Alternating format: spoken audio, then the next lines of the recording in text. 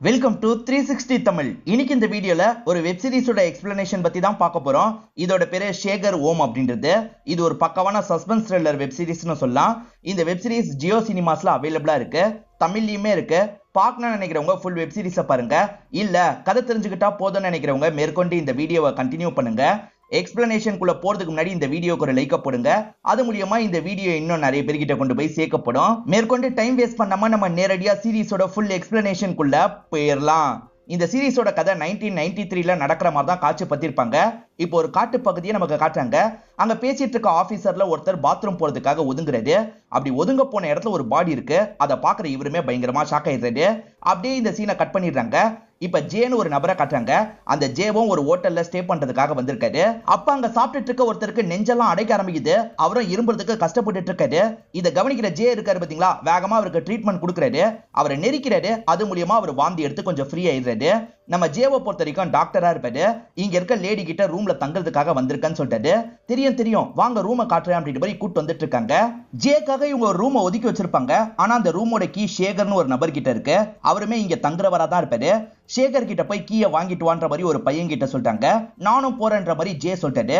அந்த பையன் ரிச்சால போலாமான்னு கேக்குறான். இவருமே சரின்ற மாதிரி ஏத்துக்கிறாரு. இப்ப இவங்க ரெண்டு பேருமே ரிச்சால டிராவல் பண்ணிட்டு இருக்காங்க. ஒரு மார்க்கெட் வழியா தான் வந்துட்டு இருக்காங்க. ஜே இருக்கார்ல, அந்த சேகர் ஆள் எப்படின்ற மாதிரிலாம் இந்த பையன் கிட்ட கேட்டு தெரிஞ்சிட்டு இருக்காரு. இதெல்லாம் நடந்துட்டு இருக்கும் போது திடீர்னு ரிச்சாக்காரர் வண்டியை விட்டு இறங்கி போறாரு. அது சந்தையா தான் இருக்கும். ஒருத்தர் ஆடெல்லாம் வித்துட்டு இருக்காரு. இந்த ரிச்சாக்காரர் இருக்கார்ல, என் ஆடை ஏமாத்தி விக்கிறதுக்கு பாக்குறியா, முதல்ல என் ஆடை தாடான்ற மாதிரி அங்க இருக்க நபர் கிட்ட இருந்து வாங்கிடுறாரு. அதுக்கப்புறம் தான் அவர் ரிச்சாக்காரர் இல்ல சேகர்ன்றது தெரிய வருது. இந்த ரிச்சாக்கார நபரோட ஆடு காணாம போயிருக்கும். அதை கண்டுபிடிக்கிறதுக்காக சேகர் ஹெல்ப் பண்ணிருப்பாரு. எப்படி நான் கண்டுபிடிச்சீங்க அப்படின்ற மாதிரி இந்த பையன் கேட்கிறான். இவரும் கண்டுபிடிச்ச காரணத்தை சொல்ல ஆரம்பிக்கிறது. இவரோட சைக்கிள் பெல்ல அந்த ஆடு நல்லா கண்டுபிடிச்சிடும். அதனால தான் வேணும்ட்டே இந்த வழியா வந்து பெல் அடிச்சுக்கிட்டே வந்திருப்பாரு. அது மூலியமா அந்த ஆடு இருக்குல்ல கொஞ்சம் ரியாக்ட் பண்ணிருக்கோம். இது அவரோட ஆடுன்றதை கன்ஃபார்ம் பண்ணி தான் தூக்கி இருக்காரு. இந்த பையனும் ஜேவை பத்தி சொல்றதுக்காக வரான். ஆனா சேகர் இருக்காரு பாத்தீங்களா, ஜேவை பத்தி புட்டு வச்சிட்டு இருக்காரு.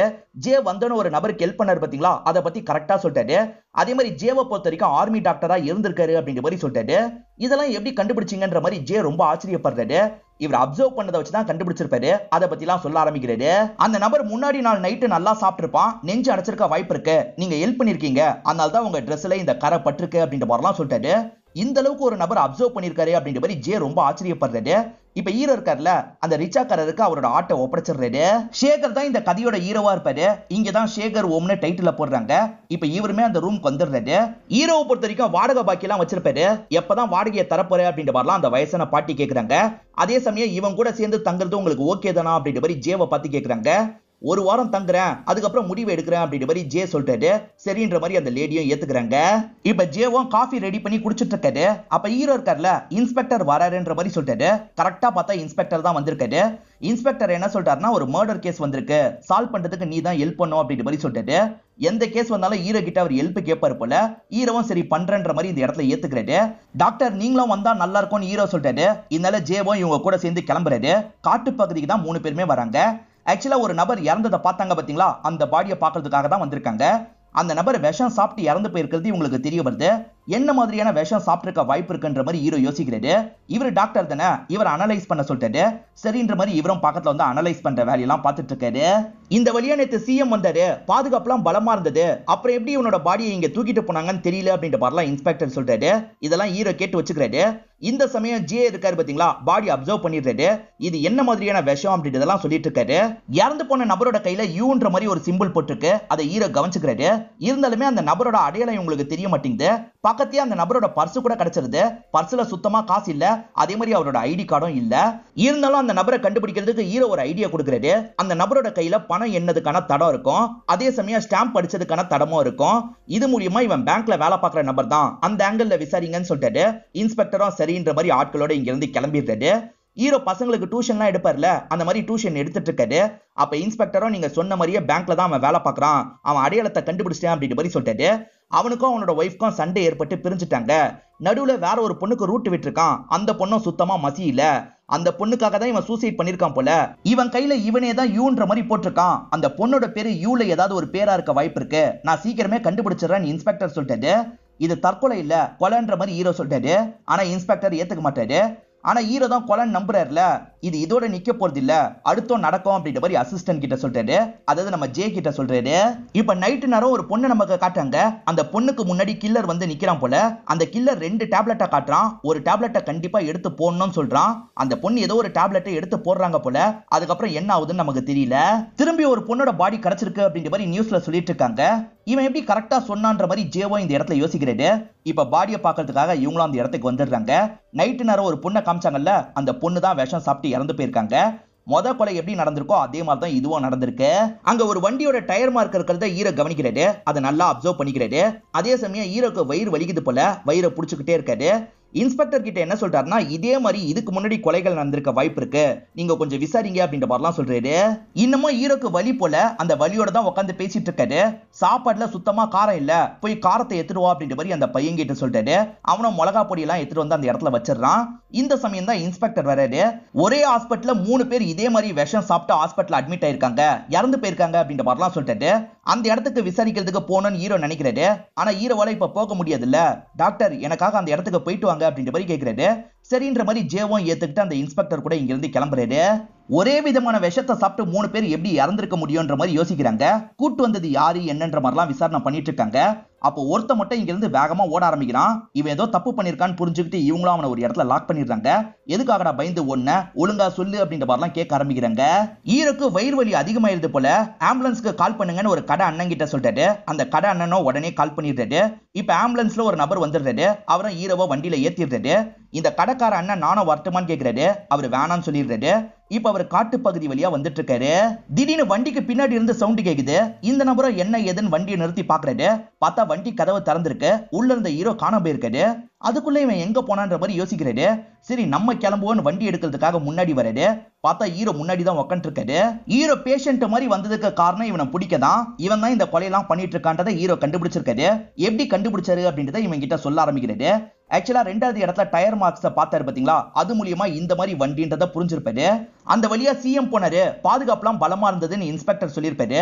என்னதான் பாதுகாப்பு பலமா இருந்தாலும் சரி, ஆம்புலன்ஸ் எல்லாம் விட்டுருவாங்கல்ல, அது மூலியமா தான் ஹீரோ ஆம்புலன்ஸா இருக்க வாய்ப்பு இருக்குன்னு நினைச்சிருப்பாரு. இவனையும் பிடிச்சிருப்பாரு. இதெல்லாம் காசுக்காக தானே பண்ணன்னு கேட்கிறாரு. காசுக்காக மட்டும் இல்ல, கிக்குக்காக தான் பண்ணன்ற மாதிரி இந்த கில்லர் சொல்றான். இவன் எதுக்காக பண்ணான்றதை எக்ஸ்பிளைன் பண்ண ஆரம்பிக்கிறான். இவனை பொறுத்த வரைக்கும் சூதாட்ட பைத்தியமா இருப்பான். எப்ப பாரு காசை வச்சு சூதாட்டம் ஆடிக்கிட்டே இருப்பான். அது ஒரு விதமான போதையா இவனுக்கு இருக்கும். இவன் பேஷண்ட்டை கூட்டு போறான் பாத்தீங்களா, போற வழியிலேயே பேஷண்ட் இறந்து போயிட்டா ரொம்ப சந்தோஷப்படுவாங்க. காரணம் பேஷண்ட் வச்சிருக்க காசெல்லாம் இவங்க எடுத்துக்கலாம்ல, அதனால சந்தோஷப்படுவாங்க. ஜேவை பார்த்தோன்னு ஒருத்தன் பயந்து ஓடின மாதிரி காமிச்சாங்கல்ல, இந்த நபரோட ஃப்ரெண்டு தான் பயந்து ஓடி இருப்பாரு. இந்த நபரை பத்தி தெரிஞ்சுதான் அப்படி ஓடி இருப்பாரு. ஆனா எல்லா சமயமும் அந்த மாதிரி நடக்காது இல்ல, அதனால நம்மளே கொலை பண்ணா என்னன்ற மாதிரி இவன் யோசிக்க ஆரம்பிச்சிருப்பான். அதை கூட கேம் மாதிரி பண்ணும், அவங்களுக்கு சாய்ஸ் கொடுத்து சாவடிக்கணும் அப்படின்ற மாதிரி யோசிச்சிருப்பான். நீங்க ஏதாவது ஒரு மாத்திரையை போட்டே தீரணும்ன்ற மாதிரி 2 மாத்திரையை தருவான். ஒன்னு விஷ மாத்திரை, இன்னொன்னு மாத்திரை மயக்க மாத்திரையா இருக்கும். அவங்களுக்கு நைட்டு என்ன நடந்ததுன்னு மட்டும் தான் மறந்து போகும். அவங்க மட்டும் கரெக்டான மாத்திரையை சூஸ் பண்ணிட்டாங்கன்னு வச்சுக்கோங்களேன், மறுநாள் எங்கேயாவது கண்மூழிப்பாங்க. அவங்க கிட்ட இருந்து காசும் எடுக்க மாட்டான், காசு அவங்க கிட்டே இருக்கும். அப்படி இல்லைன்னு வச்சுக்கோங்க, காசு எடுத்துப்பான், அவங்க கதை முடிஞ்சிடும். ஹீரோவை பொறுத்த வரைக்கும் ரொம்ப புத்திசாலி, ஆனா பலசாலின்ற மாதிரி நமக்கு காட்ட மாட்டாங்க. ஹீரோவும் போலீஸ் ஸ்டேஷனுக்கு போலான்ற மாதிரி சொல்லிட்டாரு.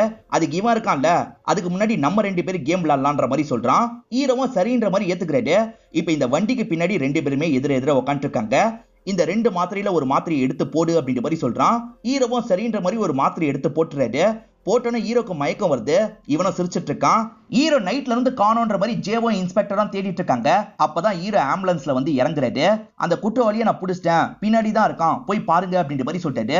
இவங்களுமே வண்டியை திறந்து பாக்குறாங்க. பார்த்தா அந்த நபரோட முகம் முழுக்க மிளகா பொடி இருக்கு. ஹீரோ மயக்கமா ஒரு டேப்லெட்டை தான் செலக்ட் பண்ணிருப்பாரு.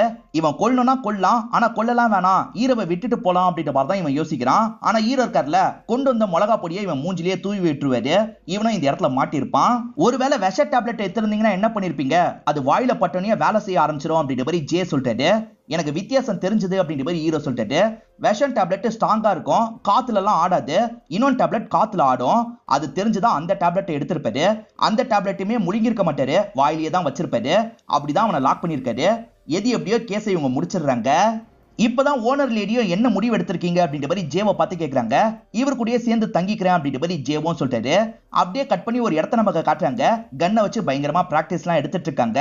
இங்க யாரோ எட்டு மாதிரி ஒருத்தங்க இருக்காங்க. அவங்களுமே ஹீரோ விசாரணை பண்ண போட்டோலாம் பார்த்துட்டு இருக்காங்க. அதே சமயம் அவங்களுக்கு பக்கத்துல ஒரு சிகரெட் பாக்ஸ் இருக்கு. அதுல எம்னு போட்டிருக்கு. சோ இவங்களோட பேரு எம்ல ஆரம்பிக்கும் போல. இதுக்கப்புறம் இந்த கேரக்டரை எம்னு சொல்றேன். இங்கதான் ஃபர்ஸ்ட் எபிசோட் முடியுது. ஹீரோவை பொறுத்த வரைக்கும் ரொம்ப டேலண்ட் இருக்குல்ல, அந்த டேலண்ட்டை டிடெக்டிவ் ஏஜென்சி மாதிரி வச்சா நல்லா யூஸ் பண்ணலாம் அப்படின்ற மாதிரி இவங்க ரெண்டு பேருமே சொல்லிட்டாங்க. ஹீரோக்கு பெருசா அதுல விருப்பம் இல்ல. ஆனா இவங்க ரெண்டு பேர் சேர்ந்து பண்ணலாம் அப்படின்ற மாதிரி சொல்லிட்டாங்க. சரி என்னமோ பண்ணிக்கோங்க அப்படின்ற மாதிரி அவர் சொல்லிடுறாரு. அதனால ஒரு டிடெக்டிவ் ஏஜென்சி மாதிரி ஆரம்பிச்சிடலாம்னு நினைக்கிறாங்க. இப்ப டிடெக்டிவ் ஏஜென்சி ஆரம்பிச்சதுனால நிறைய பேர் உங்களுக்கு கிளைண்டா வராங்க. ஒவ்வொருத்தருக்கும் ஒவ்வொரு மாதிரியான பிரச்சனை இருக்கு. அந்த பிரச்சனையை பத்தி எல்லாம் சொல்லிட்டு இருக்காங்க. நம்ம ஹீரோ தான் ரொம்ப புத்திசாலியில உடனே அந்த கேஸ் எல்லாம் சால்வ் பண்ணிடுறாரு. அது மூலியமா இவங்க ரெண்டு பேருக்குமே நிறைய காசெல்லாம் கிடைக்குது. இவங்க ரெண்டு பேர்கிட்ட பேசுறதுக்காக புதுசா ஒரு நபர் வந்திருக்காரு. அவரை பொறுத்த வரைக்கும் ஏறக்குறைய 40 வயசு ஆயிடுச்சு. இன்னும் கல்யாணம் ஆயிருக்காது. ஒரு மேட்ரிமோனி விடாம எல்லா மேட்ரிமோனிலையும் இவர் ட்ரை பண்ணிட்டு இருக்காரு. இவருக்கு நடந்த விஷயத்தை தான் சொல்ல ஆரம்பிக்கிறாரு. இந்த நபரோட பேரு ஜெகன் வச்சுப்போம். ஜெகனும் நியூஸ் பேப்பர்ல வந்திருக்க விளம்பரத்தை பாக்குறாரு. இந்த தகுதியில இருந்தா என்னோட பொண்ணை தரேன் அப்படின்ற மாதிரி ஒருத்தர் விளம்பரம் கொடுத்திருக்காரு. அந்த தகுதியோட ஜெகனுக்கு மேட்ச் ஆகுது. அதனால ஒரு பெரியவரை பாக்குறதுக்காக காட்டு பகுதிக்கு போறாரு. ஏன்னா காட்டு பகுதிக்கு வாங்கன்ற மாதிரி தான் அந்த பெரியவர் சொல்லியிருப்பாரு. அந்த பெரியவரும் ஒரு அழகான பொண்ணோட போட்டோவை காட்டுறாரு. இதுதான் என்னோட பொண்ணு, என் பொண்ணு காட்டிலேயே தான் வாழுவா, அதுக்கேற்ற மாதிரி நீங்களும் ஸ்ட்ராங்கா இருக்கணும், நீங்க இந்த இடத்துல ட்ரைனிங்லாம் எடுக்கணும், அதெல்லாம் பண்ணீங்கன்னா பொண்ணை தரேன்னு சொல்லியிருப்பாரு. சரின்ற மாதிரி இவரும் ஏத்திருப்பாரு. 30 நாள் நீங்க காட்டுல ட்ரைனிங் எடுக்கணும் அப்படின்ற மாதிரி சொல்லியிருப்பாங்க. ஜெகனும் சரின்ற மாதிரி ட்ரைனிங்லாம் எடுக்க ஆரம்பிச்சிருப்பாரு. 2 நாள் தான் அந்த பொண்ணோட அப்பா இருந்திருப்பாரு. அதுக்கப்புறம் அவர் விட்டு போயிருப்பாரு. ஏறக்குறைய ஜெகன் கஷ்டப்பட்டு 20 நாள் இருந்திருப்பாரு. அதுக்கப்புறம் உடம்பு முடியலன்ற மாதிரி காட்டை விட்டு வெளியே வந்திருப்பாரு. அந்த அப்பாவை தேடி கண்டுபிடிக்கலான்னு பார்த்தா அப்பாவை கண்டுபிடிக்க முடிஞ்சிருக்காது. நீங்க தான் என்ன எதுன்னு பார்க்கணும் அப்படின்ற மாதிரி ஜெகனை சொல்லிட்டாரு. ஜெகனை யாரோ திட்டமிட்டு ஏமாத்திருக்காங்கன்னு தெரியுது. அந்த விளம்பரமே யாரோ ஃபேக்கா கொடுத்திருக்காங்க அப்படின்றத ஹீரோ புரிஞ்சுக்கிறாரு. ஜெகன் காட்டு பகுதியில இருந்தார்ல, அந்த இடத்த அப்சர்வ் பண்றாரு. ஜெகனும் ஜெகனோட அண்ணனும் சண்டை போடுறது ஜேக்கு தெரிய வருது. இவருமே தடுக்கிறதுக்காக அந்த இடத்துக்கு வந்துடுறாரு. என்ன பிரச்சனை அப்படின்ற மாதிரிலாம் கேட்கறாரு. ஜெகன் ஒரு 20 நாள் வீட்டுல இல்லல்ல, அந்த சமயம் அண்ணன் இருக்கார்ல, கொஞ்சம் காம்பவுண்ட் சவரா தள்ளி இருப்பாரு. எதுக்காகடா தள்ளுனு அப்படின்ற மாதிரி தான் ஜெகன் சண்டை போடுறாரு. வந்த ஜேவா சமாதான பத்தி வைக்கிறாரு. ஜே என்ன சொல்றாருன்னா, இது கண்டிப்பா அண்ணனோட வேலையா தான் இருக்கும்னு நினைக்கிறேன். அவரு காம்பவுண்ட் சவரை கொஞ்சம் தள்ளி வைக்கணும்னு நினைச்சிருக்காரு. இவன் ஊர்ல இல்லைன்னா தான் தள்ளி வைக்க முடியும், அதனாலதான் ஏமாத்தி காட்டு பகுதிக்கு அனுப்பியிருக்காரு அப்படின்ற மாதிரி சொல்றாரு. ஆனா ஹீரோ இதுக்கு ஏத்துக்க மாட்டாரு. காம்பவுண்ட் சவரை எழுப்புறதுக்கு 2 நாள் தேவைப்படுமா, அதுக்கு எதுக்காக 20 நாளைக்கு மேல தள்ளி அனுப்பணும்னு நினைச்சிருக்காரு. வேற யாரோ இதை பண்ணிருக்காங்க, யாருன்னு கண்டுபிடிக்கணும்னு சொல்றாரு. ஹீரோ ஒரு இன்ஸ்பெக்டருக்கு ஹெல்ப் பண்ணுவாரு பாத்தீங்களா, அந்த இன்ஸ்பெக்டர் ஃபேமிலியோட சாப்பிடறதுக்காக வந்திருக்காரு. இவங்க புதுசா விசாரிக்கிற கேஸை பத்தி சொல்லிட்டாங்க. ஓஹோ, அந்த ஜெகனோட கேஸை தான் விசாரிக்கிறீங்களா, அவன் ஒரு பொண்ணை விட மாட்டான், கல்யாணம் பண்ணிக்கோ தொல்லை பண்ணுவான், அந்த மாதிரி ஊர்வசின்ற ஒரு பொண்ணையும் தொல்லை பண்ணான் அப்படின்ற மாதிரி சொல்லிட்டாரு. ஒருவேளை ஊர்வசி இதை பண்ணிருக்க வாய்ப்பு இருக்கான்னு யோசிக்கிறாங்க. அவங்க ஒரு மெடிக்கல் ஷாப்ல தான் வேலை பாக்குறாங்க. இப்ப அந்த மெடிக்கல் ஷாப்ல விசாரிக்கிறதுக்காக இவங்க வந்திருக்காங்க. ஹீரோவை பார்த்தோன்னா அந்த ஊர்வசி இருக்காங்கல்ல, வேகமா இங்க இருந்து கிளம்ப ஆரம்பிக்கிறாங்க. ஹீரோவும் துரத்திட்டு வந்து எதுக்காக ஓடுற அப்படின்ற மாதிரி கேட்கிறாரு. முதல்ல அந்த லேடியை வச்சு பேசுனீங்க, இப்ப நீங்களே வந்துட்டீங்களா அப்படின்ற மாதிரி ஊர்வசி கேக்குறாங்க. உங்களை கல்யாணம் பண்ணிக்கிறதுல எனக்கு விருப்பம் இல்லைன்னு சொல்றாங்க. இப்பதான் ஹீரோக்கு ஒரு விஷயம் புரிய வருது. அந்த ஓனர் லேடி இருக்காங்கல்ல, இவரோட கல்யாண விஷயமா இந்த பொண்ணை டார்ச்சர் பண்ணிருக்காங்கன்னு புரிஞ்சுக்கிறது. நான் கல்யாண விஷயமா பேசுறதுக்காக வரல, இந்த மாதிரி ஜெகன் உங்க பின்னாடி சுத்தி வருவானாமே, உண்மையான்ற மாதிரி கேக்குறாங்க. உண்மைதான், அவனை என்ன டார்ச்சர் பண்ணுவான் அப்படின்ற மாதிரி சொல்றாங்க. ஆனா இவங்க பதிலுக்கு பழி வாங்கின மாதிரிலாம் தெரியல, அதனால விட்டுறாங்க. ஹீரோ இருக்கார்ல, நீ ஜெகனோட கடையில போய் விசாரி அப்படின்ற மாதிரி ஜேவ் அனுப்பி விடுறாரு. இந்த லேடி ஹீரோ மேல இருக்கிற அக்கறையினால் தான் பொண்ணெல்லாம் பார்த்திருப்பாங்க. எதுக்காக இந்த மாதிரிலாம் பண்ணிட்டு இருக்கீங்க, இதுக்கப்புறம் இந்த மாதிரிலாம் பண்ணாதீங்கன்னு அந்த லேடி கிட்ட சொல்லிட்டு இருக்காரு. அப்பதான் ஜெகன் கடைக்கு போன ஜே திரும்பி வந்துடுறாரு. அவன் கடையில எதுவுமே திருட்டு போல, எல்லாமே கரெக்டா தான் இருக்குன்ற மாதிரி சொல்லிட்டு இருக்காரு. ஆனா அப்படி சொல்லிட்டு இருக்கவர் அடிக்கடி இரும்பிக்கிட்டே இருக்காரு. என்ன அதுக்குள்ள சளி பிடிச்ச மாதிரி இருக்கு அப்படின்ற மாதிரி ஹீரோ யோசிக்கிறாரு. இல்ல ஏதோ தப்பா இருக்கு, திரும்பி அந்த இடத்துக்கு போனோம்னு சொல்லிட்டாரு. இப்ப 2 பேருமே திரும்பி அவரோட கடையை நோக்கி வந்துடுறாங்க. ஜெகனை பொறுத்த வரைக்கும் பழங்கால பொருள்லாம் விற்கிற கடை தான் வச்சிருப்பாரு. இப்ப அந்த கடைக்குள்ள நுழையிறாங்க. ஹீரோவும் ஒரு இடத்துல ஒரு ஸ்மெல்ல ஃபீல் பண்றாரு. இந்த இடத்த ஓபன் பண்ணணும்னு ஓபன் பண்றாரு. பார்த்தா அந்த இடத்துல செவரை யாரோ ஓட்ட போட்டு வச்சிருக்காங்க. பெரிய சுரங்க பாதை மாதிரி போகுது. இது வழியா போலான்ற மாதிரி 2 பேருமே போயிட்டு இருக்காங்க. ரொம்ப தூரம் இவங்க நடக்கிறாங்க. அப்படி வந்தா ஒரு பேங்கோட லாக்கர் ரூமுக்கு தான் வராங்க. பேங்க்குக்கு ஓட்ட போட்டு வந்திருக்காங்க போல அப்படின்ற மாதிரிலாம் இவங்க யோசிக்கிறாங்க. பேங்க் கடைசி 3 நாள் லீவா இருந்திருக்கும். அதை யூஸ் பண்ணி தான் ஒருத்தன் தூக்கியிருக்கான். யாரு என்னன்றது தெரியல. ஹீரோ எப்படி கண்டுபிடிச்சாரு அப்படின்றத ஜே கிட்ட சொல்லிட்டு இருக்காரு. ஆக்சுவலா ஒரு பாம்புக்கு ஒரு கெமிக்கலை யூஸ் பண்ணுவாங்க. அந்த கெமிக்கலை சுவாசிச்சோன்னு வச்சுக்கோங்களேன், நமக்கு சீக்கிரமா சளி பிடிச்சிரும். அது மூலியமா தான் நான் கண்டுபிடிச்சேன் அப்படின்ற மாதிரிலாம் சொல்லிட்டு இருக்காரு. ஏன்னா ஜே ஜகனோட கடைக்கு போனார்ல, அப்பதான் சளி பிடிச்சிருக்கும். அந்த சளி பிடிச்சதை வச்சுதான் அந்த இடத்துக்கே வந்திருப்பாரு. இப்ப ஹீரோ மேற்கொண்டு ஏதாவது கிடைக்குதா அப்படின்ற மாதிரி பக்கத்துல இருக்க இடத்துல எல்லாம் தேடி பார்த்துட்டு இருக்காரு. பக்கத்துல இருக்க குப்பை தொட்டியில ஒரு 3 மாஸ்க் கிடைக்குது. கொள்ளையடிச்சவங்க தான் இந்த மாஸ்கை தூக்கி போட்டு போயிருக்காங்க அப்படின்ற மாதிரிலாம் சொல்லிட்டு இருக்காரு. அப்படி சொன்னவரு, நான் சொல்ற ஆட்கள் எல்லாம் உடனே ஸ்டேஷனுக்கு வர சொல்லுங்க அப்படின்ற மாதிரி சொல்லிட்டாரு. இப்போ ஒரு 4-5 பேரை ஸ்டேஷனுக்கு வர வச்சிருக்காங்க. எந்த அடிப்படையில எங்களை வர வச்சிருக்கீங்க அப்படின்ற மாதிரி வந்த எல்லாருமே கேட்டுட்டு இருக்காங்க. அதுல ஊர்வசியும் ஒருத்தங்களா இருப்பாங்க. ஹீரோவும் வர வச்சதுக்கான காரணத்தை சொல்லிட்டாரு. இந்த பேங்க்ல இவங்க லோனுக்காக அப்ளை பண்ணிருப்பாங்க. ஒவ்வொரு வாட்டியும் அந்த பேங்கை சேர்ந்தவங்க ரிஜெக்ட் பண்ணிக்கிட்டே இருந்திருப்பாங்க. அந்த கோவத்துல நீங்க எல்லாம் சேர்ந்து கூட பண்ணிருக்க வாய்ப்பு இருக்குன்னு சொல்லிட்டாரு. ஆனா இவங்க எல்லாருமே மறுத்துட்டு இருக்காங்க. அதுலயும் ஹீரோ இருக்காரு பாத்தீங்களா, ஊர்வசி மேலதான் ரொம்ப சந்தேகப்படுறாரு. காரணம், ஊர்வசி பக்கத்துல இருக்க லைப்ரரியில இருந்து ஒரு புக் எடுத்திருப்பாங்க. அந்த புக்ல இந்த ஊரோட ப்ளூ பிரிண்ட் இருக்கும். அதாவது அந்த ஜகனோட கடையில இருந்து பேங்க்குக்கு போகுது, அந்த வழி மூலியமா நம்ம எடுக்கலான்ற தகவல்லாம் கிடைச்சிருக்கும். அந்த புக்கை நீங்க எதுக்காக எடுத்தீங்க அப்படின்ற மாதிரிலாம் கேட்டுட்டு இருக்காரு. நான் எந்த ஒரு புக்கையும் எடுக்கல அப்படின்ற மாதிரிலாம் அவங்க சொல்லிட்டு இருக்காங்க. ஆனா ஹீரோ இருக்காருல, பேங்க்ல 32 லட்சம் ரூபாய் காணாம போயிருக்கு, அதனால இவங்க வீட்டுல போய் செக் பண்ணுங்க, கிடைச்சிரும் அப்படின்ற மாதிரி சொல்லிட்டாரு. சரின்ற மாதிரி இன்ஸ்பெக்டரும் ஆட்களும் கிளம்புறாங்க. மத்தவங்க எல்லாம் ஹீரோ நீங்க கிளம்பலாம் அப்படின்ற மாதிரி சொல்லிட்டாரு. ஆனா ஊரை விட்டு மட்டும் போக கூடாதுன்னு சொல்லிட்டாரு. எல்லாருமே ஏத்துக்கிட்டு கிளம்புறாங்க. ஹீரோ ஊர்வசி மேல சந்தேகப்படுற மாதிரி தானே ஸ்டேஷன்ல வச்சு பேசினாரு. ஆனா இவரோட சந்தேகம்லாம் வேற ஒரு நபரோட மேலதான் இருக்கும். இப்ப இவரோட ஆட்கள் கிட்ட மட்டும் அவனை போய் செக் பண்ணுங்க அப்படின்ற மாதிரி சொல்லியிருப்பாரு. அவங்களுமே செக் பண்ணோம், அவன் தானே தெரிஞ்சிருச்சு அப்படின்ற மாதிரி சொல்லிட்டாங்க. ஏன்னா ஜே தான் அந்த நபரை ஃபாலோ பண்ணிருப்பாரு. அவர் இருக்காரு பாத்தீங்களா, ஒரு பெரியவரோட வீட்டுக்கு போயிருப்பாரு. அந்த பெரியவரும் இவரும் சேர்ந்துதான் இந்த விஷயத்த பண்ணிருக்காங்கன்னு கண்டுபிடிச்சிருப்பாங்க. உண்மையில பேங்க்ல 20 லட்சம் ரூபாய் தான் கொல்ல போயிருக்கோம். ஆனா இவர் 32 லட்சம் ரூபான்னு சொல்லியிருப்பாரு. இதை கேட்கிற அந்த நபர் ஷாக் ஆயிடுவாரு. அப்ப அந்த பெரியவரை நம்மளை ஏமாத்திட்டாரு போலன்னு நேரா பெரியவரோட வீட்டுக்கு போய் சட்டையை பிடிச்சு கேட்டிருப்பாரு. இவர் கேட்டுட்டு இருக்கும் போது கரெக்டா இவங்க வந்து 2 பேரையும் பிடிச்சிருப்பாங்க. ஜகன் கடை மூலியமா தான் எடுக்க முடியும்னு இவங்க புரிஞ்சிருப்பாங்க. வேணும்ட்டே ஜகனை காட்டு பகுதிக்கு அனுப்பி வச்சிருவாங்க. அது மூலியமா ஜகன் கடையை இவங்க யூஸ் பண்ணிருப்பாங்க. அப்படிதான் இந்த விஷயத்த பண்ணிருக்காங்க. அதே சமயம் ஊர்வசி பேர்ல இவர் தான் சைன் போட்டு அதை எடுத்திருப்பாரு. மத்தபடி ஊர்வசி எந்த ஒரு தப்பும் பண்ணிருக்க மாட்டாங்க. கெமிக்கல் விஷயத்துல நான் தப்பு பண்ணிட்டேன், இல்லனா கண்டுபிடிச்சிருக்க மாட்டேன்னு சொல்லிட்டாரு. இல்ல அப்ப கூட நான் கண்டுபிடிச்சிருப்பேன் அப்படின்ற மாதிரி ஹீரோ சொல்லிட்டாரு. அதுக்கு என்ன காரணம் அப்படின்றத இந்த இடத்துல சொல்ல ஆரம்பிக்கிறாரு. ஊர்வசியை பார்க்க கிளினிக்கு போனார்ல, அப்போ ஒரு பெரியவர் மருந்து வாங்குவாரு. அப்பயே அந்த மருந்தை ஹீரோ நோட் பண்ணி வச்சிருப்பாரு. திருட்டு வேலை பண்ணவங்களோட மாஸ்க் கிடைச்சது பாத்தீங்களா, அதுல ஒரு மாஸ்க்குள்ள கர்ச்சிஃபும் சேர்ந்த மாதிரி இருக்கும். பிரீத்திங் ப்ராப்ளம் இருக்கவங்க தான் இதை போட்டிருக்க வாய்ப்பு இருக்குன்னு இவர் யோசிச்சிருப்பாரு. அதே மாதிரி அந்த மருந்தும் பிரீத்திங் ப்ராப்ளம் இருக்கவங்க யூஸ் பண்ற மருந்தா இருக்கும். சோ இந்த பெரியவர் இதுல சம்பந்தப்பட்டிருக்காரு அப்படின்றத கண்டுபிடிச்சிருப்பாரு. சோ இவங்க 2 பேர் சேர்ந்து தான் பண்ணிருக்காங்கன்றது தெரிஞ்சது இல்ல. அதனால இன்ஸ்பெக்டரும் ஆளுங்களை வச்சு இவங்க 2 பேரும் அரெஸ்ட் பண்ணிடுறாரு. அதே சமயம் ஹீரோக்கு நன்றி சொல்லிட்டாரு. ஜே இருக்கார்ல, இந்த வாட்டி நன்றி மட்டும் சொல்லி தப்பிக்க முடியாது, எங்களுக்கு காசு தரணும், நாங்க 2 பேர் தான் ஹெல்ப் பண்ணணும், எங்களுக்கு பதக்கமா வேணும்னு சொல்லிட்டாரு. இன்ஸ்பெக்டரும் சரின்ற மாதிரி ஏத்துக்கிறாரு. இவங்க 2 பேருக்குமே பதக்கம் தந்துட்டாரு. அதே மாதிரி காசையும் தராரு. ஆனா அந்த லேடி இருக்காங்கல்ல, காசை புடுங்கிடுறாங்க. உன் வாடகை பாக்கியில இதை கழிச்சுக்கிறேன் அப்படின்ற மாதிரி சொல்றாங்க. அப்படியே கட் பண்ணி நமக்கு எம்ம காட்டுறாங்க. ஹீரோ 2வது கேஸ சால்வ் பண்ணார்ல, இந்த தகவலும் அவங்களுக்கு தெரிஞ்சிருது. ஹீரோ சம்பந்தப்பட்ட போட்டோவெல்லாம் அவங்க சேகரிச்சிட்டு இருக்காங்க. ஏன் எதுக்குன்றது தெரியல. இங்கதான் செகண்ட் எபிசோட முடிக்கிறாங்க. இப்ப ஹீரோவும் ஜேவும் சேர்ந்த மாதிரி வேற ஒரு ஊருக்கு வந்திருக்காங்க. இங்க எதுக்காக வந்திருக்கோம், இங்க மாவோயிஸ்டோட நடமாட்டம்லாம் அதிகமா இருக்குன்ற மாதிரி ஜே பயந்துட்டு இருக்காரு. அதெல்லாம் ஒண்ணும் இல்லைன்ற மாதிரி ஹீரோ நடக்க வச்சு கூட்டு போறாரு. திடீர்னு நிறைய ஆட்கள் இந்த இடத்துக்கு வராங்க. இவங்க 2 பேரையும் லாக் பண்ணி கார்ல கூட்டு போயிட்டு இருக்காங்க. இதுக்குதான் சொன்னேன் அப்படின்ற மாதிரி ஜேவோ ரொம்ப பயந்துட்டு இருக்காரு. ஆனா கூட்டு வந்த ஆட்கள் எல்லாருமே ஹீரோவோட ஆட்கள் போல. ஹீரோவோட அண்ணன் கிட்ட தான் ஹீரோவை கூட்டு வந்திருக்காங்க. ஹீரோவை என்ன கேஸ்ன்னு கேக்குறாரு. பொலிட்டீஷியன் சம்பந்தப்பட்ட கேஸ், நைட் ஒரு ஃபங்க்ஷனுக்கு வந்துரு, அங்க வச்சு பேசிக்கலாம் அப்படின்ற மாதிரி அண்ணன் சொல்றாரு. ஹீரோ அண்ணன் இருக்கிறத பத்தி சொல்லியிருக்கவே மாட்டாரு. என்னையா உன் அண்ணனை பத்தி சொன்னதே இல்லை அப்படின்ற மாதிரி ஜேவும் கேட்டுட்டு இருக்காரு. இப்ப 2 பேருமே நைட் அந்த ஃபங்க்ஷனுக்கு வந்துடுறாங்க. அது ஒரு மினிஸ்டரோட ஃபங்க்ஷனா தான் இருக்கும். இவங்க 2 பேருமே வந்துட்டு இருக்கும் போது ஜேவும் சரக்க பாக்குறாரு. அதை அடிக்கலாம் நினைக்கிறாரு. இது ஃபேக்கான சரக்குன்னு ஹீரோ சொல்லிட்டாரு. ஏன்னா ஹீரோ வந்துட்டு இருக்கும் போதே சில விஷயங்களை அப்சர்வ் பண்ணிருப்பாரு. அது மூலியமா தான் இது ஃபேக்கான சரக்குன்னு சொல்லிட்டாரு. சாப்பிட்டதுக்கு அப்புறம் தான் அது ஃபேக்கான சரக்குன்னு ஜேக்கு தெரிய வருது. சரி வேற சரக்கு எடுக்கிறேன்ற மாதிரி இங்க இருந்து கிளம்பிடுறாரு. நடந்த விஷயத்தெல்லாம் பக்கத்துல உட்காந்து இருக்க ஈரன்னு ஒருத்தங்க கவனிச்சிருப்பாங்க. எப்படி கெஸ் பண்ணீங்களா அப்படின்ற மாதிரி கேக்குறாங்க. கெஸ்லாம் பண்ணல, நான் கரெக்டா கண்டுபிடிச்சேன் அப்படின்ற மாதிரி ஹீரோ சொல்றாரு. ஹீரோ அடிக்கடி மியூசிக்லாம் ப்ளே பண்ணுவாரு. அந்த விஷயத்த அந்த லேடி கவனிச்சிடுறாங்க. இவரோட கையில அதுக்கான தடம் இருக்குல்ல, அதை வச்சுதான் கண்டுபிடிக்கிறாங்க. பரவாயில்ல, இவங்களும் டேலண்டடா இருக்காங்களே அப்படின்ற மாதிரி ஹீரோ ஆச்சரியப்படுறாரு. இப்ப அந்த ஹீரோ இருக்காங்கல்ல, இவருக்கு கையை கொத்துட்டு இங்க இருந்து கிளம்ப ஆரம்பிக்கிறாங்க. என்னப்பா பொண்ணுகிட்ட எல்லாம் பேசுற அப்படின்ற மாதிரி ஜே கேக்குறாரு. அதெல்லாம் ஒண்ணும் இல்ல அப்படின்ற மாதிரி ஹீரோவும் லைட்டா வெக்கப்பட்டு இருக்காரு. இந்த ஹீரோவை பொறுத்த வரைக்கும் ஃபேமஸான பாட்டு பாடுறவங்க போல இந்த ஃபங்க்ஷனுக்கு கூட பாட்டு பாடுறதுக்காக தான் வந்திருக்காங்க அப்படின்றது தெரிய வருது. இவங்களையும் ஹீரோவும் கவனிச்சிட்டு இருக்காரு. அப்பதான் வர சொன்னவங்க பேசுறதுக்காக உள்ள கூப்பிடுறாங்க. இவங்க பர்சனலா பேசிக்கிறதுக்காக ஒரு ரூம்குள்ள வந்துடுறாங்க. அந்த ரூம்குள்ள பார்த்தா 4-5 பொலிட்டீஷியன்ஸ் இருக்காங்க.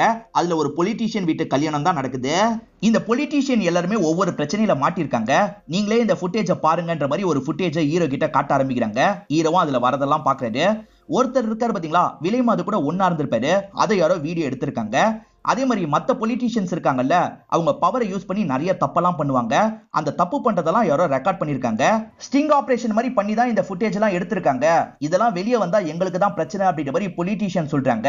எங்களை அந்த நம்பர் மிரட்டவும் செய்யறான் அப்படின்ற மாதிரி மிரட்டல் லெட்டர்லாம் காமிச்சிட்டு இருக்காங்க. நீ தான் கண்டுபிடிச்சு சொல்லணும் அப்படின்ற மாதிரிலாம் ஹீரோ கிட்ட கேட்டுட்டு இருக்காங்க. திடீர்னு ஹீரோக்கு என்ன தோணுதுன்னு தெரியல. அந்த ஹீரோவை பார்க்கணுன்ற மாதிரி வேகமா வெளியே ஓடி வராரு. அதுக்குள்ள ஹீரோ இங்க இருந்து கிளம்பி போயிடுறாங்க. எதுக்காக இவ்வளவு வேகமா ஓடி வரன்ற மாதிரி ஜேவும் புரியாம கேக்குறாரு. மறுநாள் காலையில ஹீரோ இருக்காரு பாத்தீங்களா, ஜேவோ ஒரு வீட்டுக்கு கூட்டு வந்துட்டாரு. இப்ப திருட்டுத்தனமா வீட்டுக்குள்ள நுழையிறாங்க. ஜேக்கு என்ன பண்றாருன்னு புரியல. எதுக்காக இந்த வீட்டுக்குள்ள வந்திருக்கோம் அப்படின்ற மாதிரிலாம் கேட்டுட்டு இருக்காரு. அது அந்த ஹீரோவோட வீடா தான் இருக்கும். ஹீரோவோட வீட்டுல நிறைய கேசட் இருக்கு. அந்த கேசட் எல்லாம் இவங்க போட்டு பார்த்துட்டு இருக்காங்க. அப்ப ஹீரோவே இந்த இடத்துக்கு வந்துடுறாங்க. என்ன விஷயம் அப்படின்ற மாதிரிலாம் இவங்க கிட்ட கேக்குறாங்க. கேசட் அனுப்பி வச்சது இவங்க தான் கண்டுபிடிச்சுதான் ஹீரோ இந்த இடத்துக்கு வந்திருக்காரு. காரணம் என்னன்னா, அவங்க கை கொடுத்தாங்க பாத்தீங்களா, அவங்க கையில ஒரு சென்ட் ஸ்மெல் வந்திருக்கும். அதே சென்ட் ஸ்மெல் அந்த கேசட்ல வந்திருக்கும். சோ இவங்க தான் பண்ணிருக்காங்கன்னு கண்டுபிடிச்சிருக்காரு. நீங்க பண்றதுக்கான காரணம் தான் எனக்கு புரியல. ஏற்கனவே உங்ககிட்ட காசு நிறைய இருக்கு, மிரட்டி காசு வாங்க போறது இல்ல, அப்ப எதுக்காக இதை பண்றீங்க அப்படின்ற மாதிரிலாம் கேட்டுட்டு இருக்காங்க. ஹீரோ எந்த ஒரு பதிலும் சொல்ல மாட்டாங்க. இவங்க பதில் சொல்ல மாட்டாங்கன்னு புரிஞ்சுக்கிட்டு ஹீரோவும் இங்க இருந்து கிளம்ப ஆரம்பிக்கிறாரு. ஹீரோ அவங்க கிட்ட பேசும்போது ஒரு விஷயத்த நோட் பண்ணிருப்பாரு. ஹீரோ போன் வரப்போகுதுன்ற மாதிரி போனை பார்த்துக்கிட்டே இருப்பாங்க.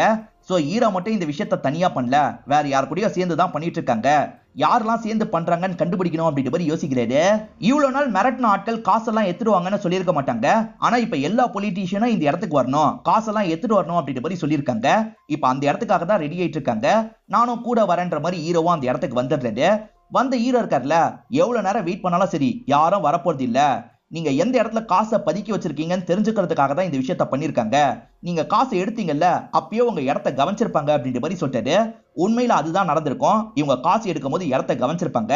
இவங்க கிளம்பி போனதுக்கு அப்புறம் நிறைய மர்ம நபர்கள்லாம் உள்ள நுழைஞ்சிருப்பாங்க. அப்படி நுழைஞ்சவங்க காசெல்லாம் எடுத்திருக்க மாட்டாங்க, எதையோ தேடி மட்டும் பார்த்திருப்பாங்க. இது மூலியமா ஹீரோக்கு ஒரு விஷயம் புரிய வந்துருது. அவங்க காசுக்காக இந்த இடத்துக்கு வரல, வேற ஏதோ ஒண்ணு அவங்களுக்கு தேவைப்படுது, அதை கண்டுபிடிக்கணும்னு யோசிக்கிறாரு. அந்த பொலிட்டீஷியன்ஸ்க்கு அடியாட்களா 2 பேர் இருப்பாங்க. அவங்களோட ஆக்டிவிட்டி எல்லாம் கவனின்ற மாதிரி ஹீரோவும் ஜே கிட்ட சொல்லிட்டு இருக்காரு. அதே சமயம் ஹீரோ இருக்கார்ல, நான் பிரார்த்தல் ஹவுஸுக்கு தான் போக போறேன், அங்க ஒரு விசாரணை இருக்குன்னு சொல்லிட்டாரு. 2 பேருமே பிரிஞ்சு இங்க இருந்து கிளம்புறாங்க. இப்ப ஹீரோவும் அந்த பிரார்த்தல் ஹவுஸ்க்கு வந்துடுறாரு. வீடியோல ஒரு பொண்ணு இருந்தாங்க பாத்தீங்களா, அந்த பொண்ணோட அடையாளத்தெல்லாம் சொல்லி அந்த பொண்ணு எனக்கு வேணும்ன்ற மாதிரி கேட்டுட்டு இருக்காரு. அந்த மாதிரி பொண்ணு இல்லன்ற மாதிரி இங்க இருக்கவங்க சொல்றாங்க. ஆனா ஒரு பொண்ணு மட்டும் லைட்டா முழிக்கிறா. அப்படி முழிக்கிற பொண்ணை இவர் பாத்துறாரு. இந்த பொண்ணு வேணும்னு சொல்றாரு. இந்த சைடு ஜே இருக்காரு பாத்தீங்களா, அந்த 2 அடியாட்களை தான் பாத்துட்டு இருக்காரு. அப்படி பாத்துட்டு இருக்கும் போதுதான் அந்த 2 அடியாட்கள் ஒரு வீட்டை தான் கவனிச்சிட்டு இருக்காங்கன்னு தெரிய வருது.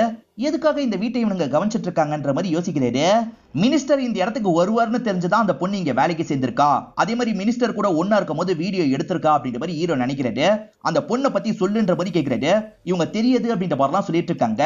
உன் ரியாக்ஷனை வச்சே தெரியும்ன்றது எனக்கு தெரியுது, ஒழுங்கா அந்த பொண்ணை பத்தி சொல்லு அப்படின்ற மாதிரிலாம் கேட்கிறாரு. வேற வழி இல்லாம இவங்க இருக்காங்கல்ல, அந்த பொண்ணு எங்க இருக்கான்ற மாதிரி சொல்லிடுறாங்க. அந்த பொண்ணை பத்தி தகவல் கிடைச்சது இல்ல. ஒரு கிராமத்துக்கு ஹீரோ வராரு. அவர் அந்த கிராமத்துக்குள்ள நுழையும் போதே நிறைய லேடிஸ் இவரை வந்து லாக் பண்றாங்க.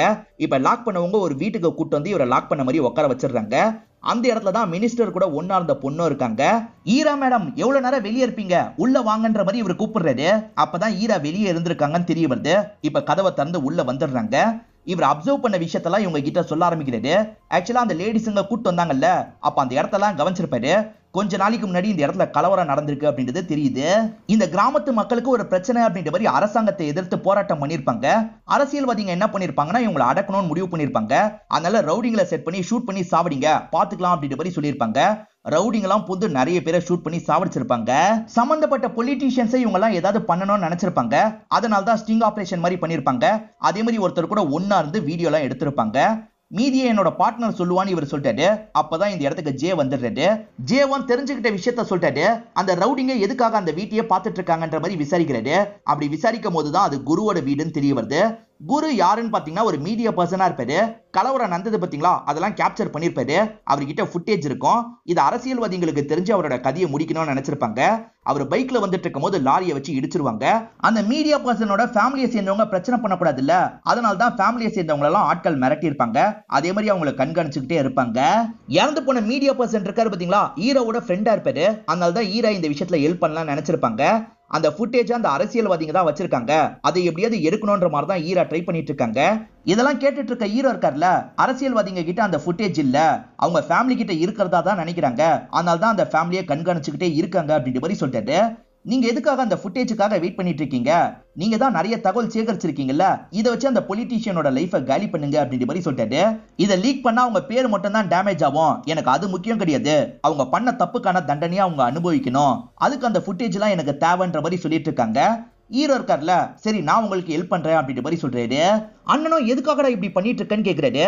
ஆனா அண்ணனை மீறியா உங்களுக்கு ஹெல்ப் பண்ணணும்னு நினைக்கிறாரு. வெளியே 2 ஆட்கள் இருக்காங்கல்ல, அவங்களுக்கு தெரியாம அந்த வீட்டுக்குள்ள வந்துடுறாரு. உங்க பையன் உங்ககிட்ட கடைசியா என்னமா பேசினா அப்படின்ற மாதிரி கேக்குறாரு. அம்மாவும் தங்கச்சியை பத்திரமா பாத்துக்கோங்க, தங்கச்சியை நல்லா படிக்க வைங்கன்னு தான் சொன்னா, இதுதான் எனக்கு ஞாபகம் இருக்குன்ற மாதிரி சொல்றாங்க.